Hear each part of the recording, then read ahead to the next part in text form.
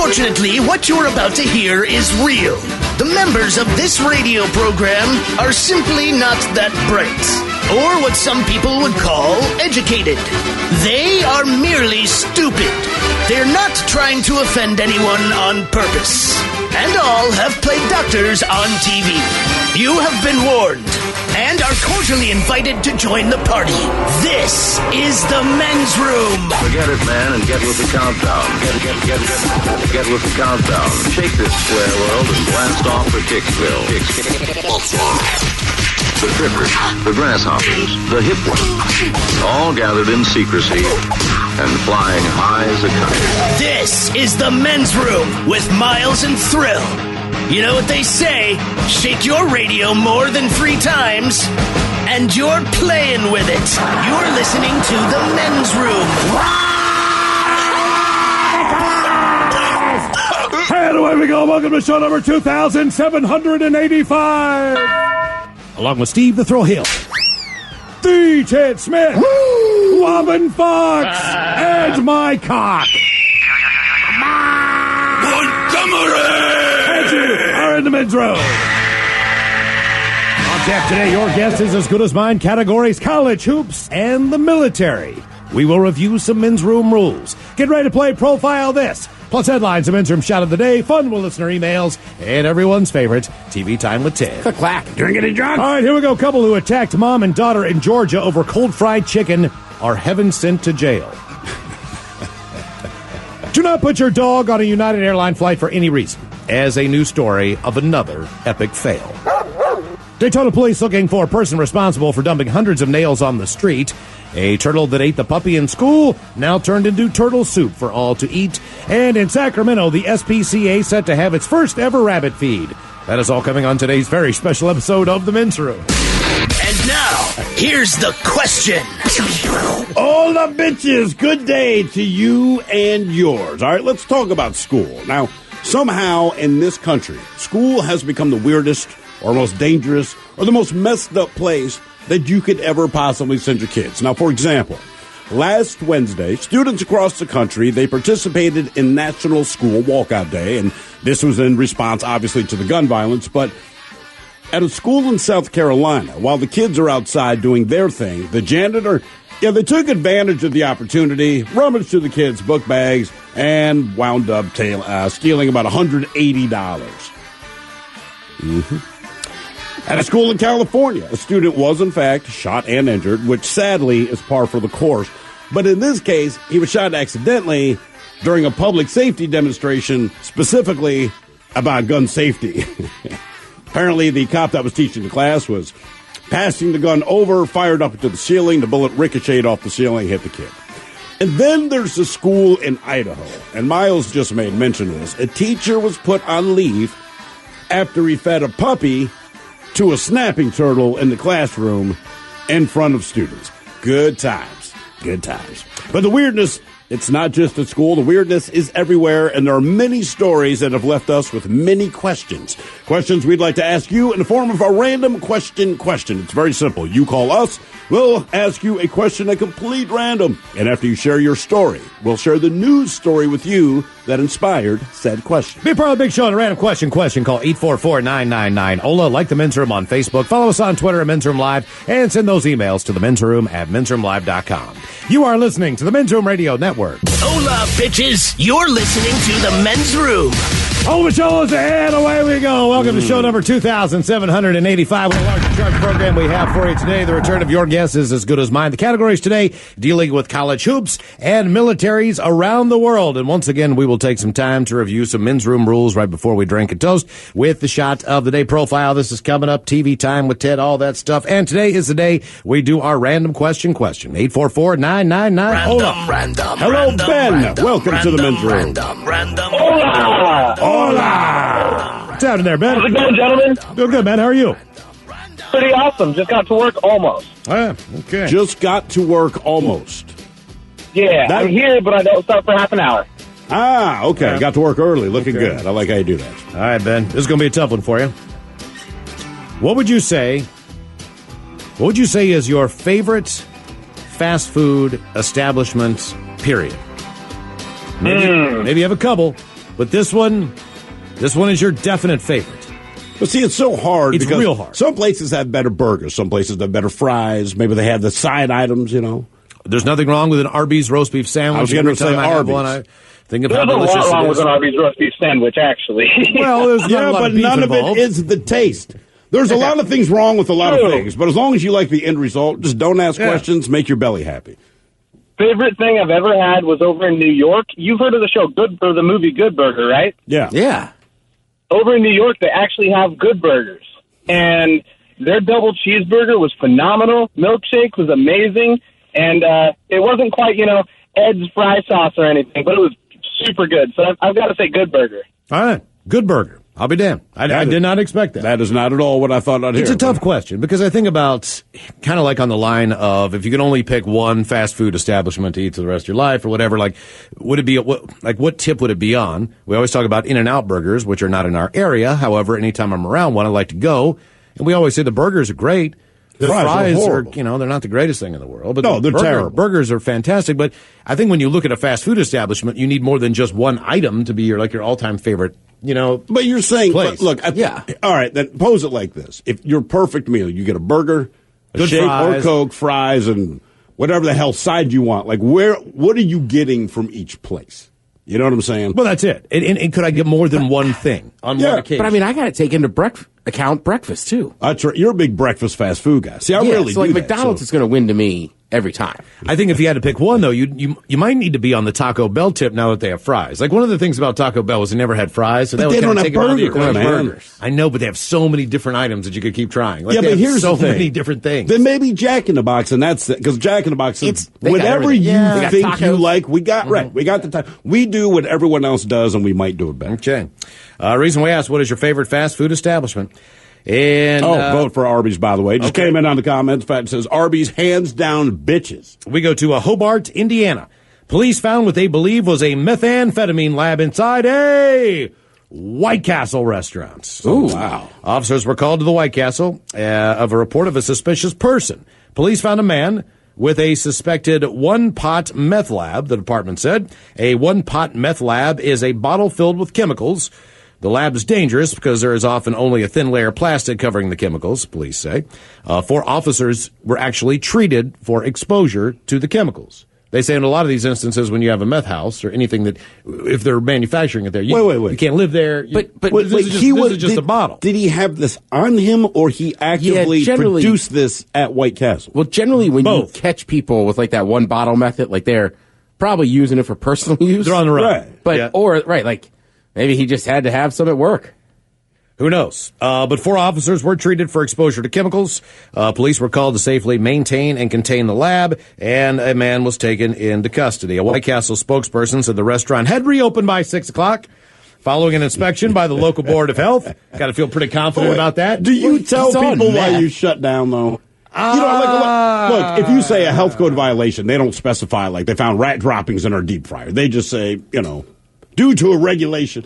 But not, hey, someone may or may not have been producing meth here. But the good news is they've been taken care of. Come back in for a Everything's break. good. I think if you're going, like White Castle is famous for like people going there for a specific craving or whatever. Sure. I wouldn't care.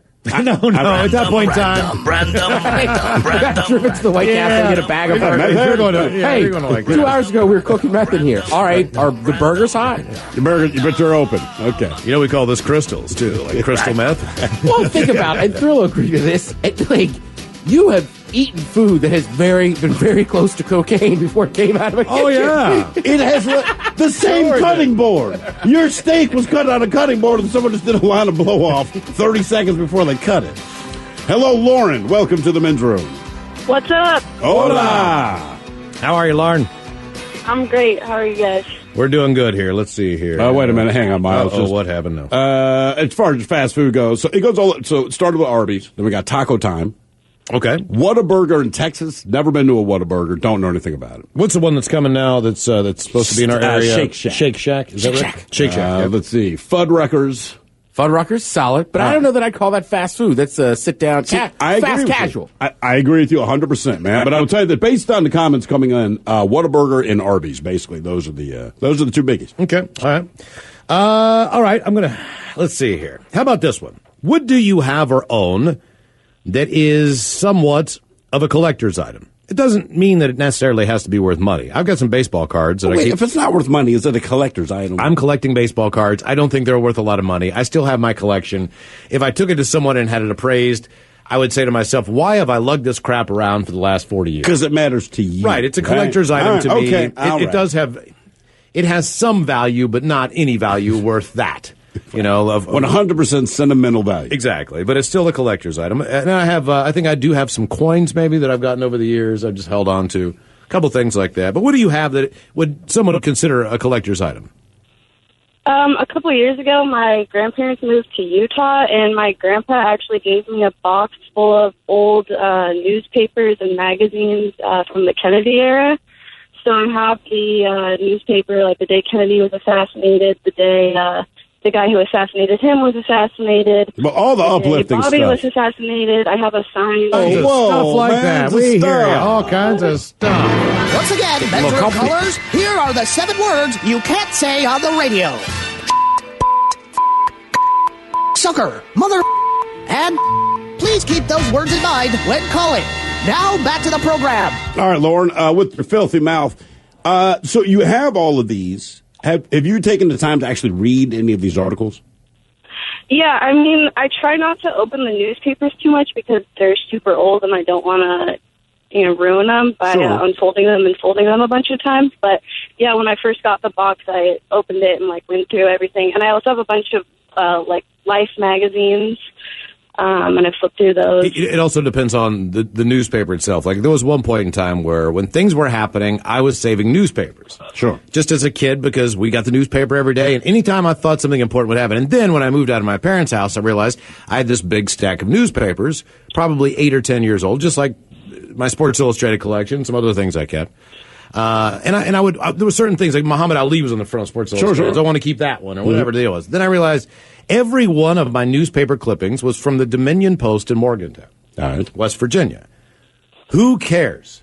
Like, if it was the New York Times, you know what I'm saying? I'll tell you why, man. Cover of the Dominion Post. Right. I mean, like, what is that? It's not that. Like I really local car thief. One day you'll make it there too. Right, exactly. Like, I don't know, man. It's just like with the kids, right? So, I could tell them about 9/11, okay? So they have some speculative idea about how bad it was, and they've asked some questions, and I can show them stuff online, but then I have a newspaper article from the day that, and it's the Twin Towers and all the smoke and everything. But even to see the way it hits them, so you can tell them about it, you can read about it, they can watch it. I mean, my God, all the information you need about anything's right there. But somehow when you hand them this old archaic thing where they don't even understand what a newspaper is, but they understand somehow this is important, but their whole demeanor changes. Yeah. And you keep it that, and also because, you take the time to tell your kids, hey, in case of a fire, this is our escape room. And I like that I have all these additional, unneeded, helping things to help kindle my house. Right. Sure. The reason we asked, what do you have? What you're looking for is accelerants. Yeah, dude, honestly, so I go, and I'm not even kidding. There's a room in the basement where I'm like, man, it's just like you're saying, Miles. Like, these are, in my mind, important newspaper articles, right? But my God, our house is going to burn down in no time, and I am feeding the fire with this ridiculous old-ass newspaper. Yeah, there was this old kids patch. Like, look, kids, it's the Columbia Shuttle, and I bought it at the flea market there. And I'm like, I'm keeping this. I gotta have one of these. This is fantastic. I don't know why I'm having such joy in finding this, but this is great.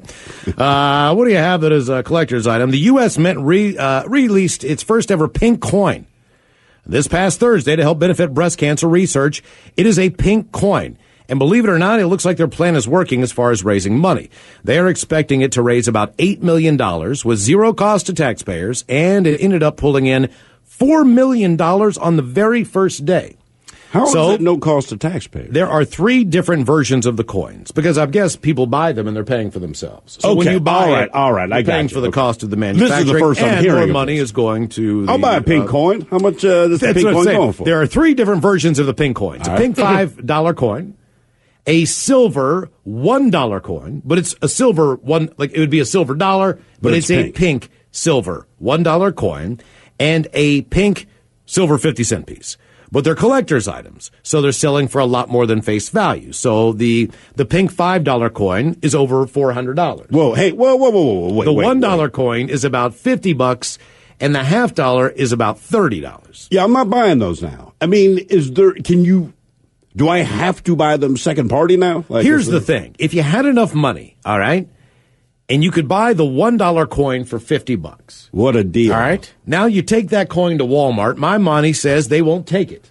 No way. There's no chance. Who would know that there is a pink $1 coin that is actual United States currency? Look, man, there's stories you've heard of Walmart. Go, what in the hell is this? The Walmart specifically. And I remember years ago, one of the cashiers there took oh, man, I can't remember the denomination, but it was like a $100,000 bill, all right?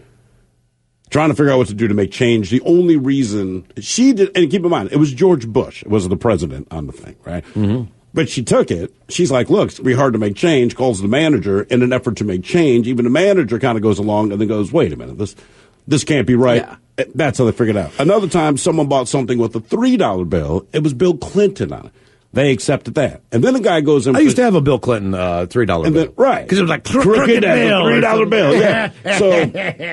But then the guy went in with the $2 bill, which is actual currency, and they called the FBI. Said it was counterfeit money.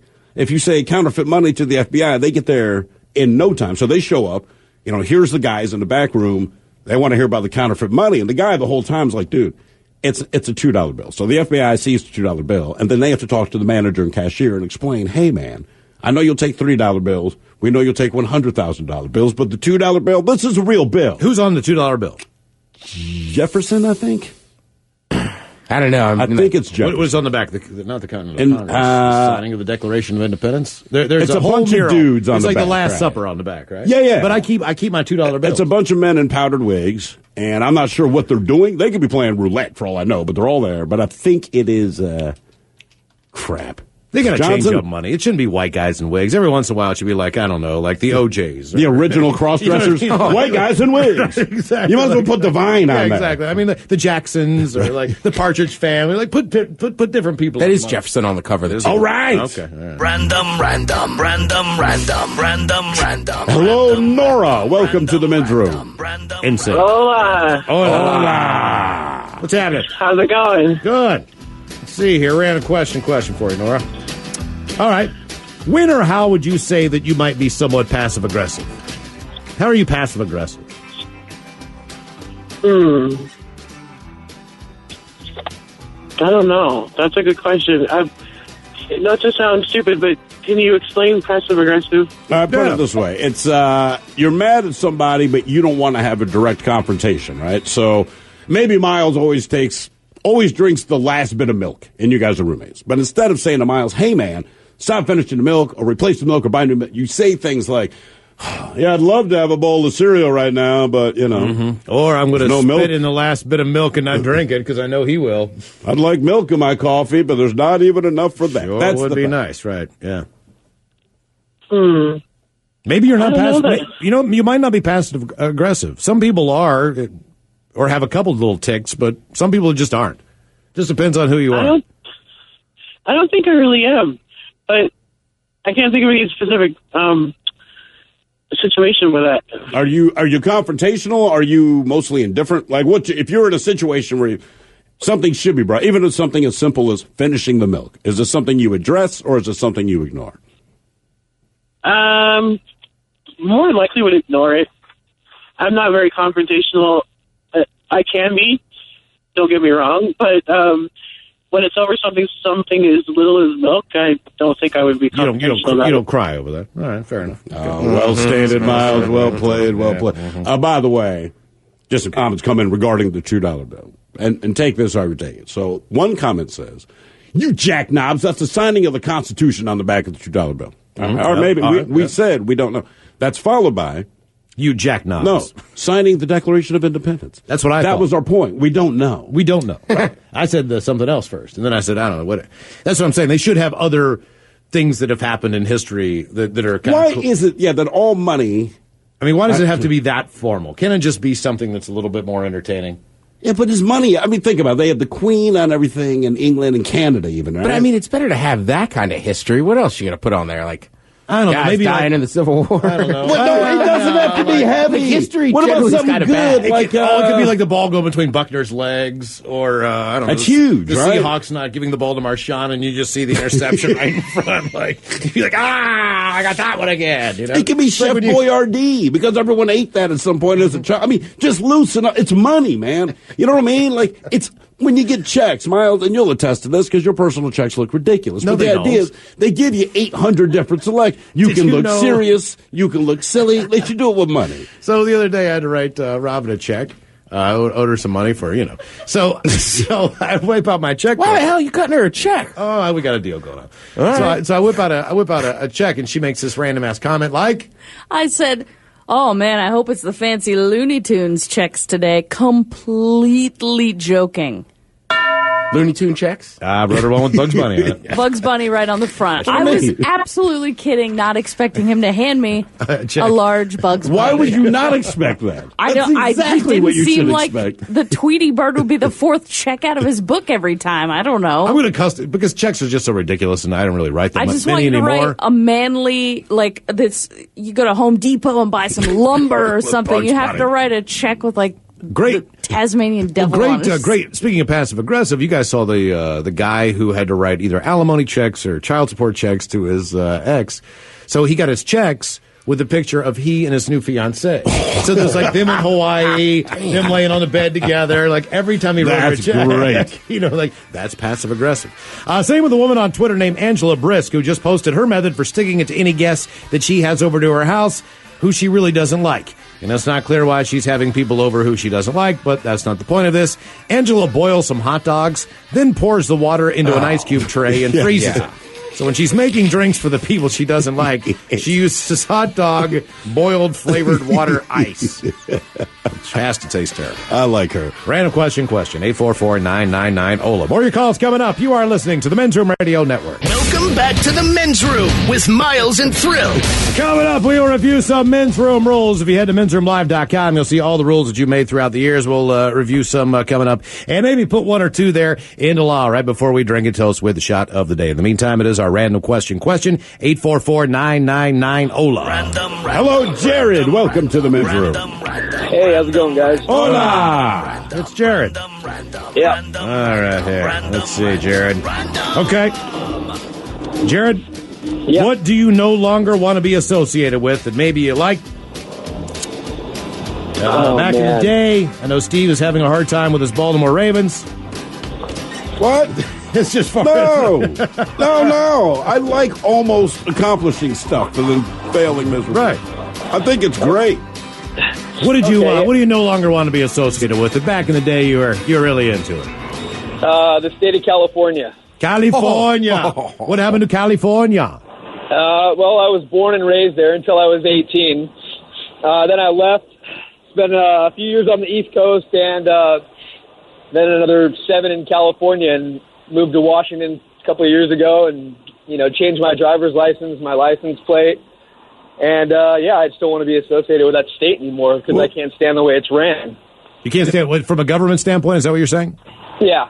Okay. Okay. Well, you know what? I figure in this country, you're about 50-50 on that, right? I mean, that's about how it works out. Where in California were you born and raised?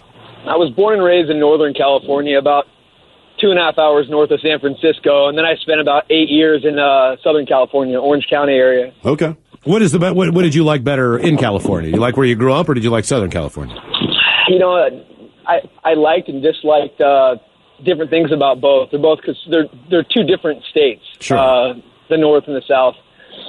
Yeah, you know what? When you go to the South, any part of Southern California, man, you are the ugliest person there. That is one fact that I know to be true. Whenever I go there, I'm like, I am adding to the ugliness of this area because there's nobody remotely bad looking there. We've been to a lot of places, Miles, and I can tell you've been the ugliest person in a lot of the places. Oh, we've totally, been. totally. Not just there. Yeah, but San Diego, it stands out more in San Diego, Huntington for sure. Beach, Christ, Yeah. Los Angeles. You're going to be the ugliest person there. You are. You know what? I don't know if I agree with that. I find that there's a lot of attractive women up here in Seattle, except you see more of it in Southern California because you can wear less most times of the year. Yes, you can. But, No, but remember something, and this is important to remember.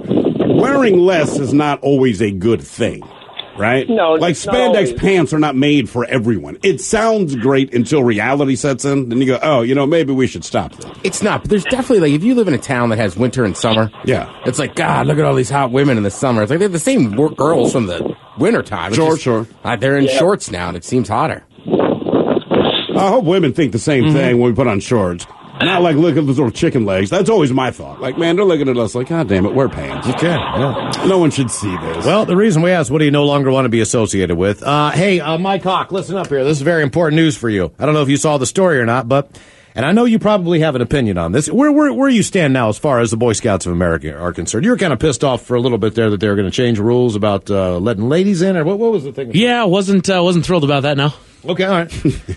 And Just for the record, Mike, you were an Eagle Scout. yeah. I am an Eagle Scout, yes. Yeah, he completed. Once you're an Eagle he Scout, completed it's like, man, you're never not an Eagle Nope. Scout. It's like an academy You're an Eagle award Scout, winner. right? No, I quit a little bit before that. Yeah. Oh. See, and I'll never be an Eagle Scout. Well, I had a problem with the fact that the scoutmaster that I had was molesting kids in the troops. So I got out of there. come on. You want to Sit whack down. that, man? No. No, I mean, that's serious. He went to jail, man. I almost had to testify against his ass. And I didn't want to. Did you know that at the time? You know what, man? You know what? Don't answer that. I don't know. You know what? No, because about to get heavy. Because I lived with him in a cabin in the woods for 3 consecutive years, and I never saw. Did he him- ever try to molest you? No, Like, he never did. ugliest person. Ugliest person, no matter where you are. But in hindsight, man, A child there was molester didn't even want to molest you as a child. You are the ugliest person on earth. I'm sorry. I'm just going to say it. Look, thank God then. Right, because that'd be emotionally scarred. You're ugly and it God saved your almighty. life. Oh, geez, it really did. Random question, 844-999-OLA. Hola! The shenanigans continue on the Men's Room Radio Network.